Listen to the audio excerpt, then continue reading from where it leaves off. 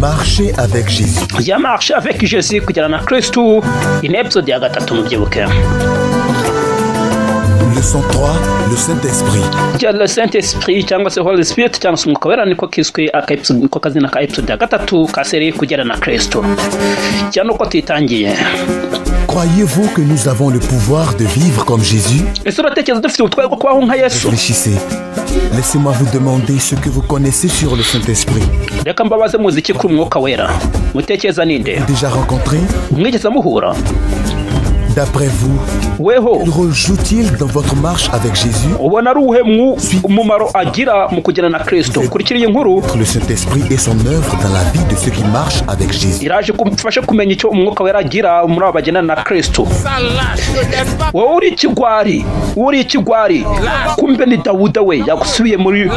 babasore yajagaterana nabo ngo kandi byabo kwa bagaru gutongana kurwana n'ibiki wangura ikigwari Dawuda bamubwiye ngo niby'ubugwa n'ikigwari kwihangana kuranga ahita yambana n'urusore hariya Dawuda kandi yakiriye Yesu Kristo yibaze we aka episode ka gatatu ndagira ngo wowe n'uburumu urubyiruko ntugacikwe urubyiruko rwakiriye Yesu Kristo.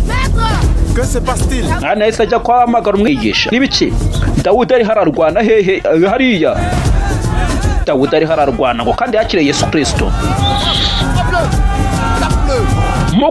Mukubite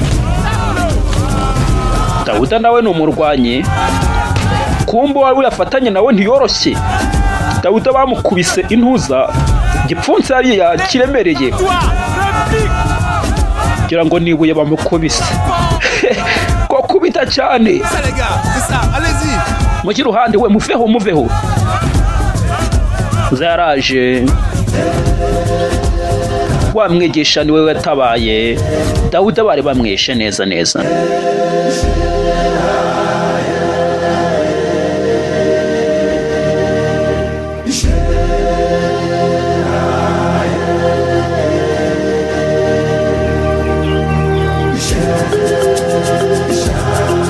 bimeze bite gasanga bagiye muri Kristo cyangwa urubyiruko hano basigaye bamusingiza uri intwari ni Satani ubukosha ntawe twari buri mwabira bintu kurwana ubundi w'intwari gira abantu inama zubaka bagagira namaze ibitekerezo gucyo wenda bakagira bagakora ama business neza bakaza muri Kristo babwira ibyi gucyo nibwo butwari nawe se biriya nukukoshya. Dawuda, j'ai du mal à croire que tu te battes encore. Sinabyizera yuko ukirwana. Arrêtez. Asezeranye kubireka. De toute façon, n'ubundi on va te nettoyer d'abord. Traje tubanze tugusukure quelque chose sur tes blessures. Tugiye cyo dushyira ku bikomere byawe. Nuko nous parlerons. Turabona ubu biganiraho. Dawuda ntegereza ahangaha ndabanza ntabwo byoroshye ubu ni wowe warakiye Yesu Kristo kuki kigendana n'ibikundi nka biriya byo mwisi birane n'abisi ubu ugira ngo ubigire hiki ubu ugira ngo ubundi biteka ibyo niyo mirimo yabo kurwana kugira ikireka bara ntaguma mu gifite aho muhuriye wenda uruzi ugiye kubabwiriza ndakwizeza neza yuko ugiye kubabwiriza uyoboye n'umwuka wera ntacyo bagutwara nubwo babaranyarugomo bagira iki reka ntacyo bagira kumbe Dawuda yarirutse ava aho ngaho bara ntawuma mu gihuriye ni mukiri bamwe nta icyambere cyo muraganira bimwe ni muba muragira murawu murafatanya mu byo bakora reka kuki ubu kigendana nabo abo ngabo urabahungane aka gafilme nagatuye urubyiruko ntagiro wo mu rubyiruko ugacekwa kandi ni ku mpande zose yaba ku bahungu n'abakobwa. Dawuda, d'où viens-tu comme ça?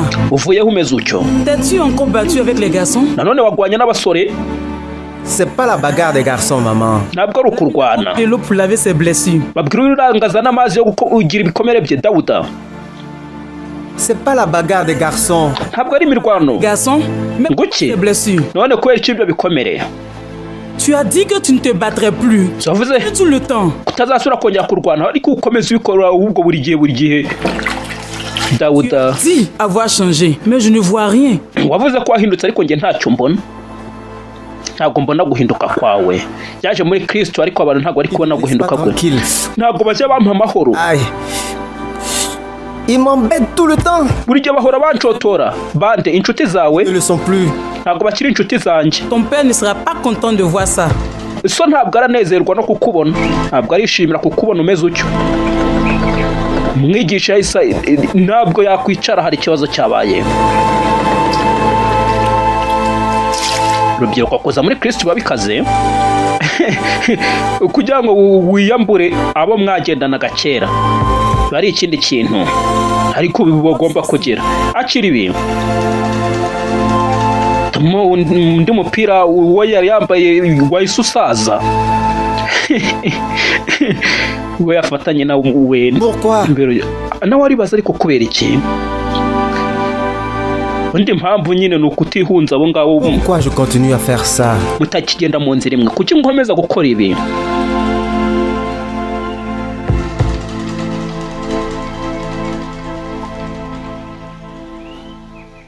Daouda, ton ami est là. Daouda, Ouais. inshuti yawe yaje irashaka kukubona. Je ne veux pas le voir. Sinshaka kumubona. C'est pas mon ami. Nta nubwo ari n'inshuti yanjye. Il me provoque tout le temps. Buri gihe ahora ncotora. Ton ami, le maître. Ndavuga inshuti yawe umwigisha. Le maître? Umwigisha? Bonjour. Bonjour, maître. Comment vas-tu? Merci bien, bienvenue. Mwaramutse mumeze mute? Tumeze neza, murakoze, ikaze.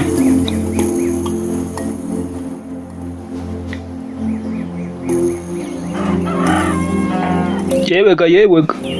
Hey, ko turi kureba kitwa umwuka wera. Niko episode ka gatatu. Umwuka wera akora iki muri weho mu rugendo ugendana na Kristo? Reba Dawuda, umwuka wera ntabwo yashima biriya, hari icyo bagomba gukora. Iyo wamwemereye ariko Désolé d'avoir quitté. bare kuba nagusize. Je me demandais pourquoi. Ndi kwibaza kubera iki. J'avais honte Nari mfite isoni, et j'étais mécontent. mbaga ntishimye. Encore je me suis battu. Nanone nongeye ndarwana. En tant qu'enfant de Dieu, Nk'umwana w'Imana pas censé prendre part à de telles bagarres honteuses. Qu'importe. ntabwo ukwiye gukora biriya bintu by'ikimwaro, icyo byasaba byose. Il me provoque tout le temps. Buri gihe bahora bancokoza. J'avais tenté de ne pas entrer dans les bagarres. Mba numva nshaka kwinjira muri iriya mirwano ariko bikaba iby'ubusa. C'est donc la 4e fois que tu te bagarres avec quelqu'un. Inshuro Ceci est la ya kane fois en 10 jours. urwanye, none ni inshuro ya kane mu minsi 10. Eh, j'ai essayé d'éviter les bagarres. Mba nagerageje kwirinda imigwano ariko buri Je gihe m'énerve tellement que je finis par donner des coups. mba numva umujinya waje nkarangira narwanye. J'ai cru que c'était tes amis. Nari nzi ko zirana inshuti zawe. Oui, Yego, tous membres du même gang. bariya bose nabo mu ikipe Nous battions contre ceux de imwe, village. ngo bajyaga barwana nabo Vous vous battez. mu mudugudu. Kubera iki none mugwana mwebwe? Limite des champs, les filles. C'est la Kubw'impamvu nyinshi zigiye zitandukanye, abakobwa, ibintu nk'ibyo, barwana nabi, barwana rimwe n'amabuye n'ibyuma n'inkota. None ubu niwo bari kurwanya. gang. Ngo yego ko ntari umwe muri bo, ntakiri umwe muri bo. Alors ils me combattent. Et ça ne te dérange pas. Bakandwanya, we ntibikubangamira? Ntabwo nzi impamvu. J'essaie de ne pas riposter, mais je finis par donner des coups. Mba numva ntabigira ariko bikarangira nabigiyemo. Tu succombes à la tentation de te battre. Buri gihe iyo bakucokoje bagushotoye birangira nawe wumva watsinzwe n'iki. Provoque toujours. Nuza wogeye muri ibyo ngibyo, ngo baba babajwe nuko nagiye muri Kristo, kubw'ibyo bakagenda bancotora. Ngo Dawudi uribuka ibyo Yesu yavuze? Non. Ngo hoya, Aimez vos ennemis. mukunde abanzi banyu, Leur du bien. mubagirire neza, Rien espérer en retour. mubahe mutiteze inyiturano. Ngo inyiturano yanyu izaba nyinshi, muzaba abana bisumba byose. Parce qu'il est lui-même bon pour les ingrats et les méchants. Kuko wabera mwiza abeza n'ababi, mube abanyabuntu Père est généreux. nk'uko so ari umunyabuntu. Yesu ari kwigisha. Sauve-nous, Jésus. Dutabare Yesu. Jugez pas et vous ne serez pas jugés. Nimucire abantu imanza namwe mutazazicirwa. Et on ne vous condamnera pas. Ya nimucire abantu iteka namwe mutazaricirwaho iteka. Mubabarire Et on vous pardonnera. namwe muzababarirwa. Montre-nous le chemin. Yesu twereke inzira. Donnez, et ainsi vous recevrez. Mutange muzahabwa. Car la mesure que vous employez servira aussi pour vous. Kuko urugero utangamo nirwo nawe uzaherwamo. ibintu nk'ibyo. Vois Daouda, Urabona Dawuda, Jésus savait que tes amis te haïraient pour l'avoir suivi. Yesu yari azi yuko inshuti zawe zizakwanga kubera wamukurikiye, Te battre contre eux. ariko ntiyakubwiye ngo muzarwane. Je sais, maître. Ndabizi mwigisha. Je ne sais pas ce que je dois faire Sinzi icyo nkwiye gukora de cette faiblesse. kugira ngo izi ntege nke nzicike. Pas le faire de toi-même. Si ngombwa ngo wowe si wowe wabyishoboza. Dieu. Biragusaba imbaraga z'Imana, Saint-Esprit. imbaraga za Mwuka Wera. Du Saint-Esprit? Izuba Mwuka Wera. Qui est-il le Saint-Esprit? Uwo ni nde Mwuka Wera? Kumbe ntagaze Umwuka Wera we. De Dieu. Ni Umwuka w'Imana. Qui vit en chaque enfant de Dieu. Uwo muri mu mwana wese w'Imana. Lui permet, il te donne la puissance de vivre comme Dieu le veut. Iyo umwemereye aguha imbaraga zo kubaho nk'uko Imana ibishaka, ngo nibyo nshaka. Je veux être un bon chrétien. Ndashaka kuba umukristo mwiza. Je ne veux plus me bagarrer. Sinyishaka kongera kurwana. Dawuda, La Bible nous parle de deux types de chrétiens. Bibiliya itubwira ku bwoko bubiri bw'abakristo Dawuda. C'est-à-dire, Bishatse kuvuga iki? Eh bien, les premiers Umukristo wa mbere gardaient le contrôle de leur vie. waba yumva ashaka kwigenzereza ubuzima bwe, Ils savent que Dieu veut qu'ils fassent autre chose. kanakora ibintu, Contrôler leur vie et cela kabone naho yaba azi ko Imana ishaka ibindi, wagakora ibyo yumva ashaka, ibintu nk'ibyo mbese gutyo. Uwo nguwo ni we je njye. me bagarre quand j'en ai envie. Ndagwana, ndumva nshaka kurwana, ibyo bintu ndabyanga. au deuxième, ils reçoivent leur puissance du Saint-Esprit. Uwa kabiri we yakira Ils admettent qu'ils ne peuvent pas vivre la vie chrétienne par leur propre force. imbaraga za Mwuka Wera, yemera yuko atabaho ubuzima bwa Kristo mu mbaraga ze, bityo akemera Kristo akabaho muri we. À ça de moi-même.